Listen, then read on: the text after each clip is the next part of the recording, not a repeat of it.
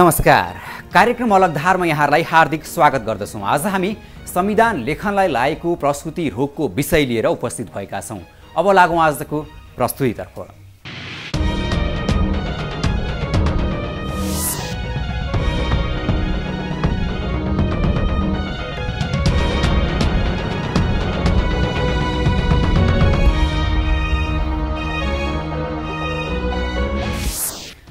राजनीति 4 दलका 5 नेताको कब्जामा छ। संविधान लेखन मस्यौदा समितिको जाममा फँसेको छ। संघीयता र यसको संख्या तथा सीमाङ्कनमा भएको लफडाले हिंसाको रूप लिइरहेको छ। संविधानका अन्य अन्तर्वस्तुहरूमा समेत ठोस निर्णय हुन सकिरहेको छैन। यो बेला जन्मिन लागेको भनिएको संविधानमा जटिल प्रसूति रोग लागेको छ। संघीयताका नाममा प्रस्तावित प्रदेशहरूको किताकाट गरेसँगै विरोधका स्वरहरू उर्लिन थालेका छन्। सुदूरपश्चिम तथा मध्यपश्चिममा देखिएको असन्तुष्टि प्रस्तावित प्रदेश नम्बर 2 मा समेत देखिएको छ। संविधान लेखनले हिंसात्मक रूप लिइरहेको छ। सीमाङ्कनको विरोधमा देखिएको आन्दोलनमा जनताको ज्यान गइरहेको छ। यो बेला सद्भावना पार्टीका 5 जना सभासदहरूले संविधान सभालाई माया मारेका छन्। निर्णायक तहमा भएकाहरूले नै संघीयता सम्बन्धी मुद्दालाई किनारा लगाउन ढिलाइ गरेमा संविधानकै लागि समेत प्रत्युत्पादक बन्ने खतरा देखिँदैछ। 6 प्रदेशको सीमाङ्कनमा प्रदेशको विभाजन अप्राकृतिक रहेपछि केही दिनदेखि आन्दोलनहरू जारी रहेका छन्। अहिलेसम्म 4 जनाले ज्यान गुमाइसकेका छन्। स्थिति नियन्त्रणमा आउनुको साटो थप उग्र बन्दै गइरहेको छ। दलका नेताहरूले आन्दोलनलाई मथर पार्न गरेको पहलले तात्विक असर पार्न सकिरहेको छैन। उल्टै आन्दोलन चर्किरहेको छ। यति बेला संघीयता निल्नु न ओकल्नु बनिरहेको छ। बाँकी यो रिपोर्टबाट। 4 दलका 5 नेताको कब्जामा राजनीति, संविधान लेखनलाई लाग्यो गम्भीर प्रसूति रोग।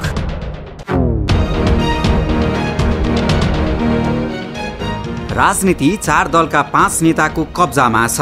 संविधान लेखन मस्यौदा समितिको जाममा फँसेको छ। संघीयता र यसको संख्या तथा सीमाङ्कनमा भएको लफडाले हिंसाको रूप लिइरहेको छ। संविधानका अन्य अन्तर्वस्तुहरूमा समेत ठोस निर्णय हुन सकेको छैन। यो बेला जन्मिन लागेको भनिएको संविधानमा जटिल प्रसूति रोग लागेको छ। संघीयताका नाममा प्रस्तावित प्रदेशहरूको किताकाट गरेसँगै विरोधका स्वरहरू उर्लिएका छन्।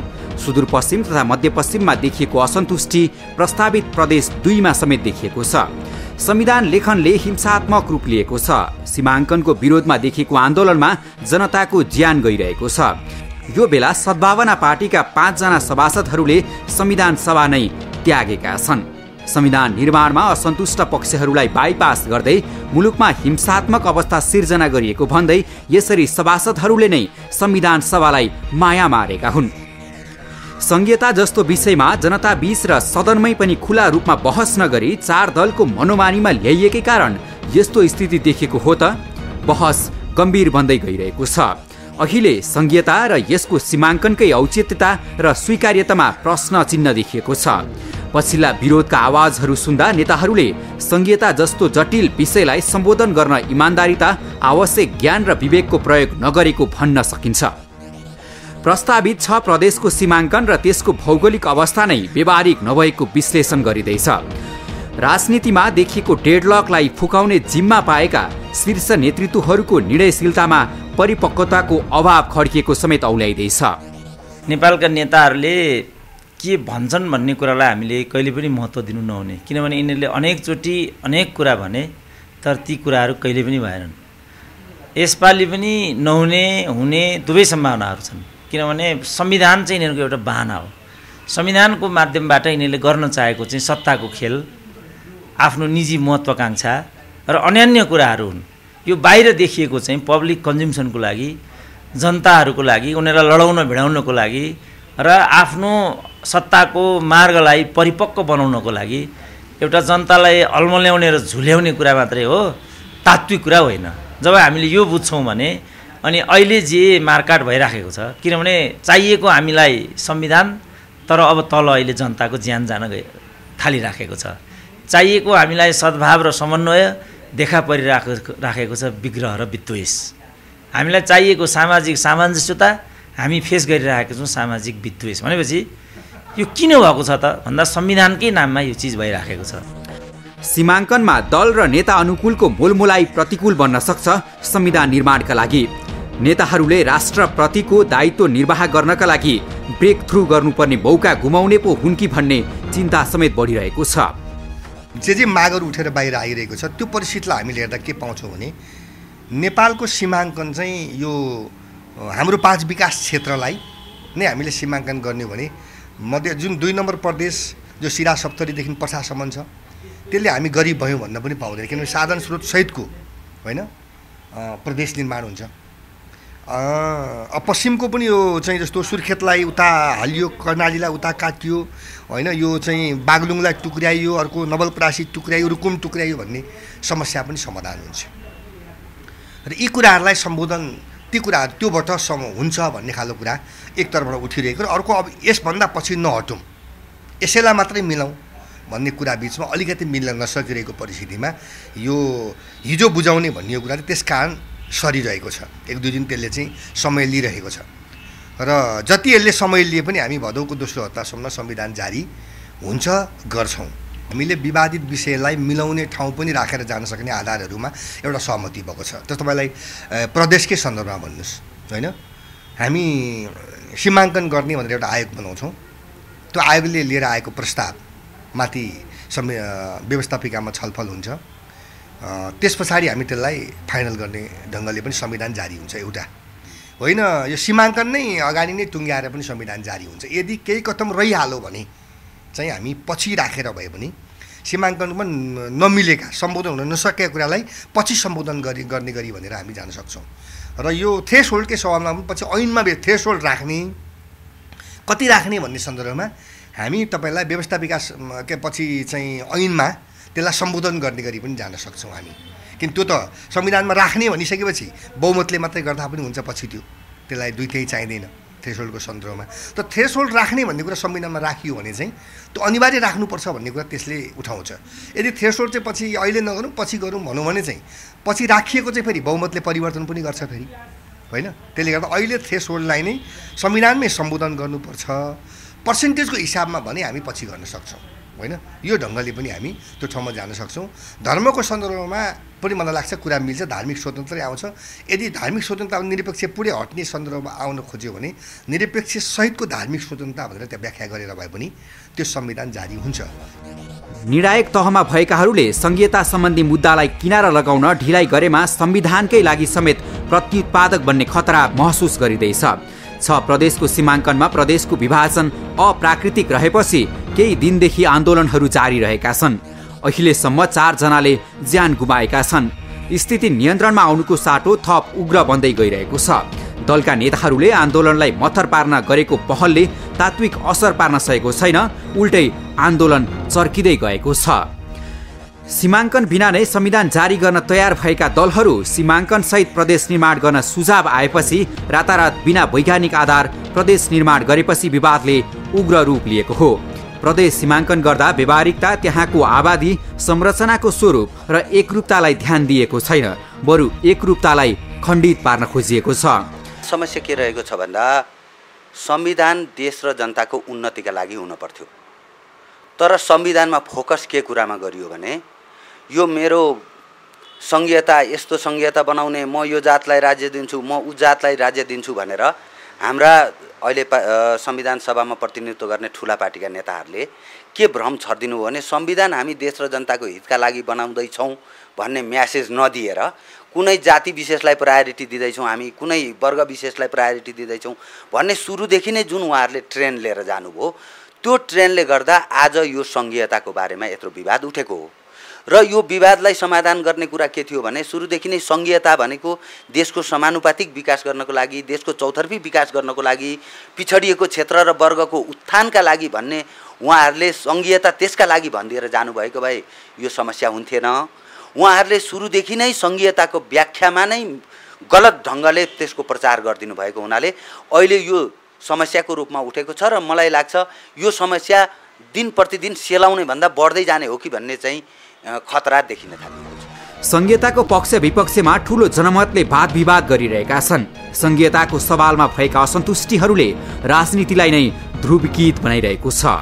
सत्तामा निरन्तर बसिरहेका 3-4 जना नेता जो अहिले पनि सत्तामै छन् उनीहरूलाई सोध्ने प्रश्न हो, 25,000लाई मान्छे मारेर 25,000 मान्छेलाई बलिदान दिएर हजारौँको घरबार विहीन बनाएर विधवा बनाएर छोराछोरी विहीन बनाएर यो 25 वर्षमा उनीहरूले जनतालाई के दिए, मुलुकलाई के दिए, सिङ्गो नेपाली समाजलाई के दिए र के का निम्ति उनीहरूले राजतन्त्रलाई अन्त्य गर्न खोजेका थिए, के का निम्ति उनीहरूले राज्य पुनर्संरचना गर्न खोजेका थिए, यो सबै कुराको जवाब अहिले सत्तामा रहेका निरन्तर 25 वर्षदेखि काङ्ग्रेस एमालेका नेताहरू जो सत्तामा छन् उनीहरूलाई सोध्ने प्रश्न हो। यो सङ्घीयता कस्तो भयो भने एउटा गरिब मान्छेलाई तपाईँले धनबहादुर नाम राखिदिएर ऊ धनी हुन्छ र?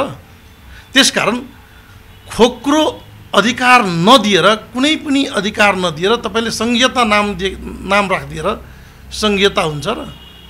अहिले अन्तरिम संविधानले ग्यारेन्टी गरेका हक अधिकार सबै खोसिएको छ।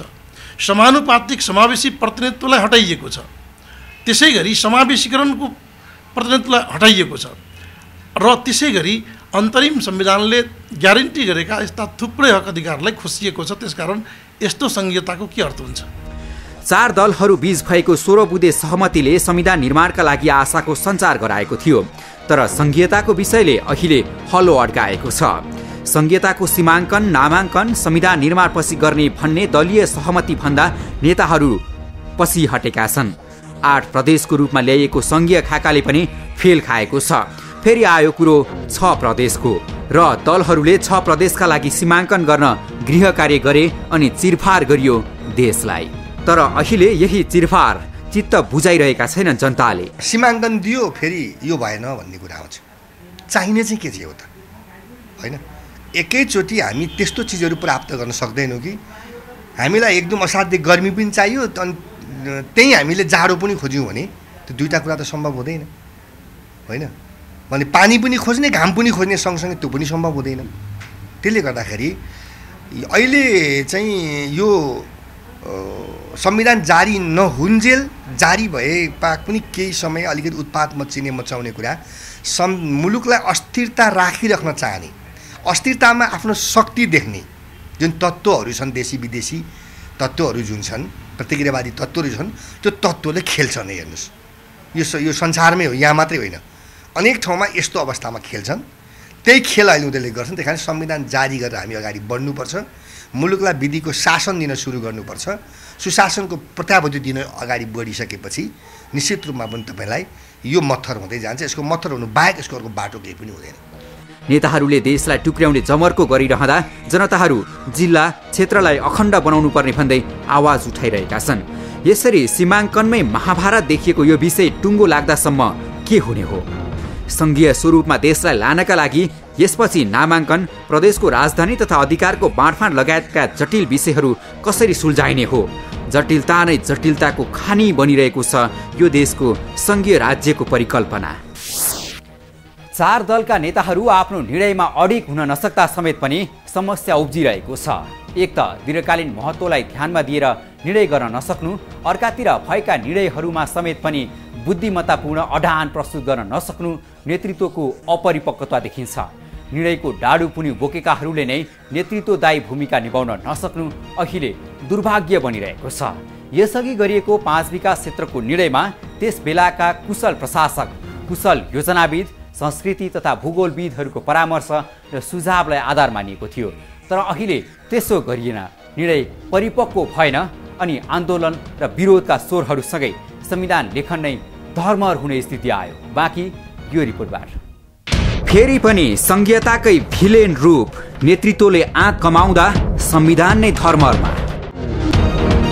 स्रोत साधनको बाँडफाँडमा समेत पनि हचुवाको फर देखिएको छ। स्रोत साधन, क्षमता, साम्यवता, विकासको आधार र आवश्यकता तथा अधिकार क्षेत्रको बाँडफाँडमा अहिलेको सङ्घीय थपेडी असफल देखिएको छ। यो बेला वर्तमान 5 विकास क्षेत्रलाई नै प्रदेशको स्वरूपमा लानुपर्ने प्रस्ताव समेत उठ्न थालेको छ। 4 दलका नेताहरू आफ्नो निर्णयमा अडिग हुन नसक्दा समेत पनि समस्या उब्जिएको छ। एक त दीर्घकालीन महत्त्वलाई ध्यानमा दिएर निर्णय गर्न नसक्नु, अर्कातिर भएका निर्णयमा समेत अडान प्रस्तुत गर्न नसक्नु नेतृत्वको अपरिपक्वता देखिन्छ।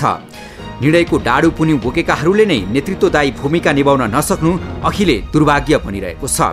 संविधान सभाभित्र रहेका राजनीतिक दलका नेताहरू नै बल्कि सांसद सभासदहरू नै यो देशलाई टुटाउनुपर्छ र फुटाउनुपर्छ, पहाडेलाई लखेट्नुपर्छ र मधेसीलाई कुट्नुपर्छ भन्ने खालका कुरा गर्न थाले।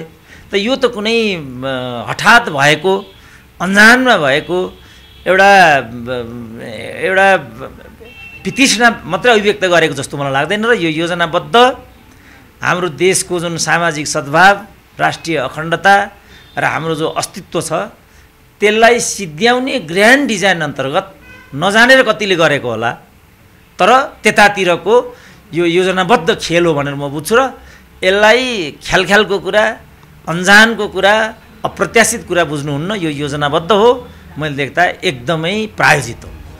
नेताहरूको अदूरदर्शी सोच र विज्ञहरूको सुझाव नै नलिकन आफ्नो राजनीतिक अभिष्ट पूरा गर्न खोजेपछि आन्दोलन चर्किएर निर्णय पुनर्विचार गर्नुपर्ने स्थितिमा पुगेको छ।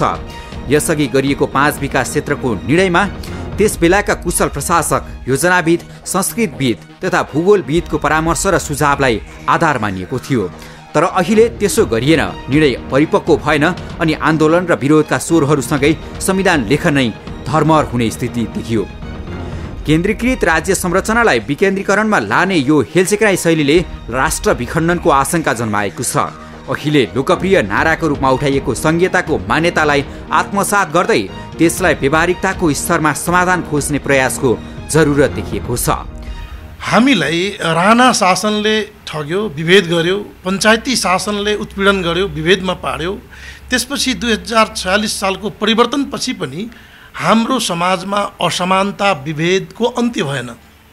त्यसकारण हामीले समावेशीकरणका निम्ति, समानुपातिक सहभागिताका निम्ति अनि राज्यको हरेक निकायमा सबै नेपालीलाई पहुँचका निम्ति पहिलो दर्जा, दोस्रो दर्जा, तेस्रो, चौथो दर्जाको रूपमा कुनै पनि नेपाली विभेदमा नपरोस् त्यसका खातिर हामी लड्यौँ। त्यसका खातिर हामी आफ्नो माग उठायौँ। हाम्रो आन्दोलन समानताका निम्ति हो। एउटा कुनै थारू, एउटा कुनै कर्णालीका नेपाली विभेदमा नरहोस्, उनीहरूको सबैको सहभागिता, उनीहरूको पहुँच सिंहदरबारको शासन प्रशासनमा होस् भनेर हामीले यो माग उठाएका हौँ कि एकात्मक केन्द्रीकृत राज्यको ठाउँमा अब यो खालको तानाशाही राज्य व्यवस्थाले सबैलाई समानता प्रदान गर्न सक्दैन। अर्थात् सिंहदरबारको अधिकार गाउँघर आँगनमै पुग्नु पर्यो, सेवा सुविधा गाउँघर आँगनमै पुग्नु पर्यो। हाम्रो आन्दोलन त्यसका निम्ति हो। नेताहरू झन पछि झन आलोचित बनिरहेका छन्। जनताहरूमा निराशाको बिउ रोपिन थालेको छ। राष्ट्रिय अन्तर्राष्ट्रिय रूपमा संक्रमणको फाइदा उठाउने गतिलो बहाना बनिरहेको छ। यो बेला निकास दिने राजनेताको निर्णय पर्खिएको छ मुलुकले। संघीयता प्रशासनिक हिसाबले जनताका अधिकारलाई, केन्द्रीकृत भएका अधिकारलाई विकेन्द्रित गर्ने होइन। जनताहरू आफ्ना कामका लागि, न कि पासपोर्टका लागि, न कि विकासका लागि, न कि नागरिकताका लागि, न कि अरू कुनै पनि अधिकार प्राप्त गर्नको लागि राजधानी आउनुपर्ने, केन्द्र सरकारमा आउनुपर्ने कुराको अन्त्य गर्ने होइन। त्यति हुने बित्तिकै मलाई लाग्छ जनताहरूले त्यसलाई समर्थन गर्छन्। विकेन्द्रीकरण होइन, विकेन्द्रित हिजो चाहेको पनि त्यही हो। यो संघीयता कहाँबाट आयो बिचमा होइन।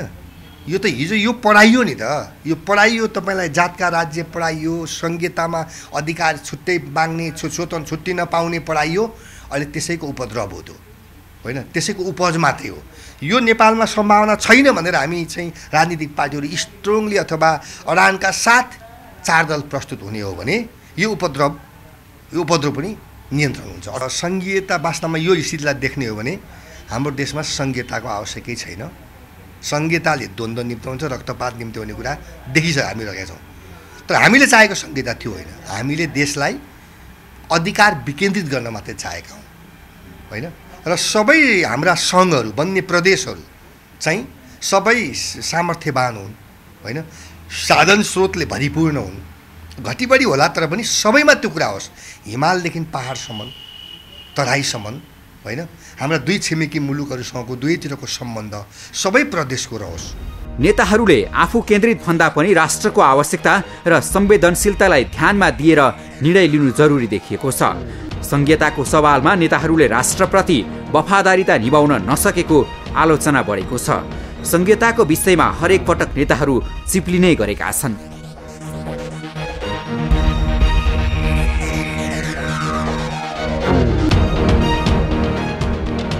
पटक पटक राजनीतिलाई नै असफल बनाउने यो संघीयताको विषय कहिलेसम्म टिकिरहने हो हेर्न बाँकी छ। धर्म मात्रै होइन, राष्ट्रियताको जग भनेर हिन्दुत्वलाई बुझ्छौँ र नेपाली माटो, यो जुन हिमवत खण्ड नेपाल बनेको छ, यसको बनावट नै, यसको सृष्टिकालदेखि नै अथवा यो नेपाल राष्ट्रको हिस्ट्री, इतिहास नै कोट्याएर हेर्ने हो भने पनि यो सनातन हिन्दू धर्मको जगमा अडिएको हुनाले हामीले नेपाली राष्ट्रियताको रक्षाको लागि हिन्दू राष्ट्रको पक्षमा वकालत गरेका हौँ र हामी हिन्दू राष्ट्रको पक्षमा आन्दोलन गरिरहेका छौँ।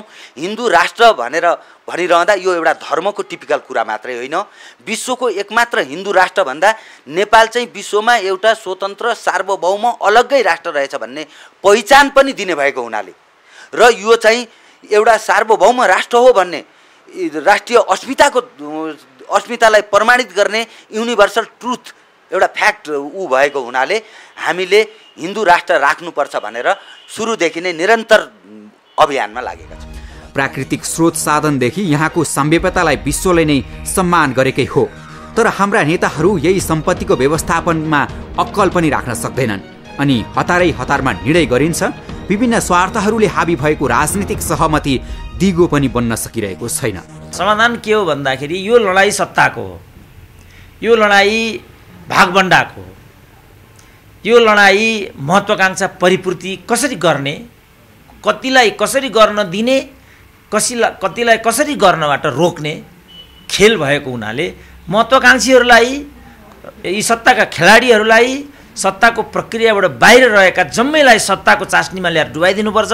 सत्ता साझेदारी पछि मात्रै संविधान निर्माणको कुरा अथवा अरू पनि निर्णायक कुराहरूलाई सोच्न सकिन्छ। त्योभन्दा अगाडि केही पनि कुरा सोच्न सकिँदैन। सोचियो भने त्यो गल्ती हुन्छ।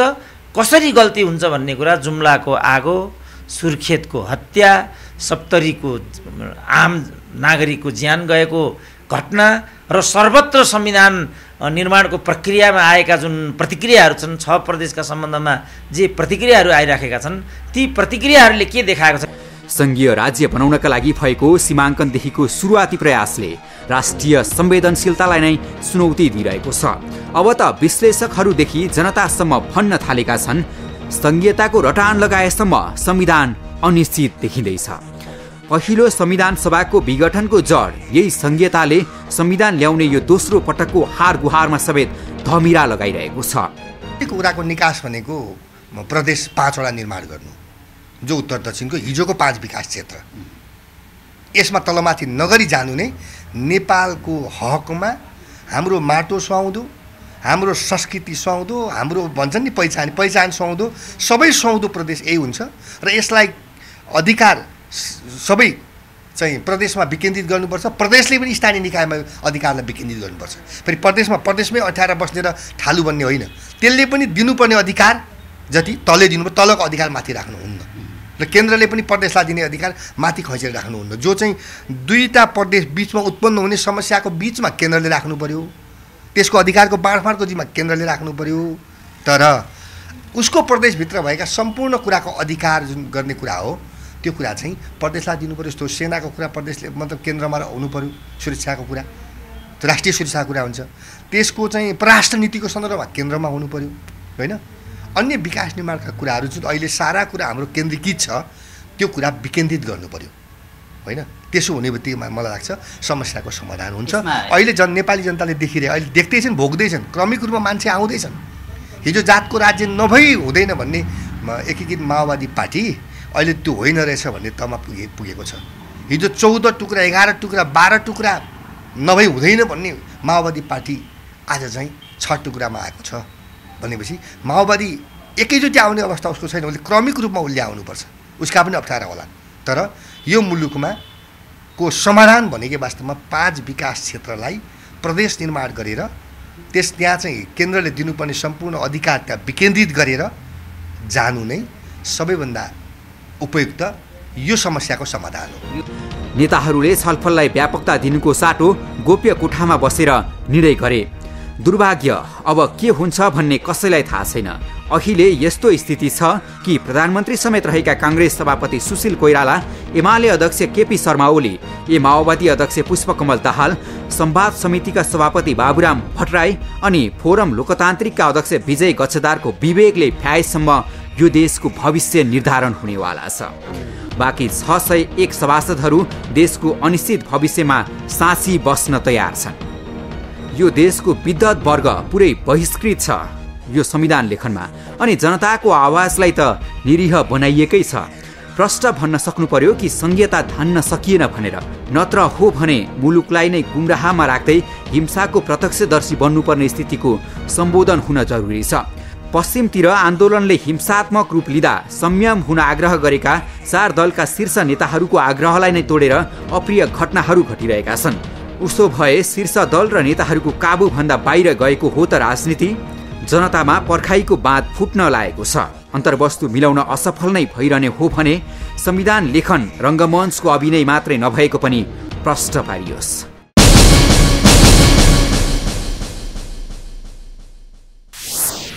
नेताहरू झनपछि झन आलोचित बनिरहेका छन्। जनताहरूमा निराशाको बिउ रोपिन थालेको छ। राष्ट्रिय अन्तर्राष्ट्रिय रूपमा संक्रमणकालको फाइदा उठाउने गतिलो बहाना बनिरहेको छ। यो बेला निकास दिने राजनेताको निर्णय पर्खिएको छ। मुलुकले संघीयतालाई संविधानमा फेरि पनि नागविष होइन, दीर्घकालीन विकास र समृद्धि सहितको विकेन्द्रीकरणको राजनीतिक अभ्यासको नमुना बनाउन सक्नुपर्छ। संघीयता र राज्य टुक्र्याउने खेलले संघीयताको नागमणि नहराओस्, यही छ नाग पञ्चमीको शुभकामना। अलगधारलाई सम्पर्क गर्न 400653 छ र 9802002006 नम्बर डायल गर्नुहोला। तपाईले 443277 नम्बरमा फ्याक्स गर्न सक्नुहुनेछ भने alagdhar@imagechannels.com.np मा इमेल समेत गर्न सक्नुहुनेछ। अलगधारको आजको प्रस्तुति यति नै। अलगधारको सम्पूर्ण युनिटलाई भेट दिनुहोस्। नमस्कार।